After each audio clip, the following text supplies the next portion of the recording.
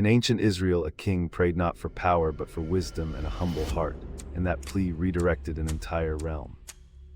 Solomon's request impressed God, who granted discernment and a leadership tested by service rather than spectacle. Stories then unfold where humble acts, like Ruth's loyalty and Daniel's steadfast prayer, outmaneuver pride and avert catastrophe. These moments foreshadow a larger prophetic pattern that mercy often advances where arrogance collapses kingdoms.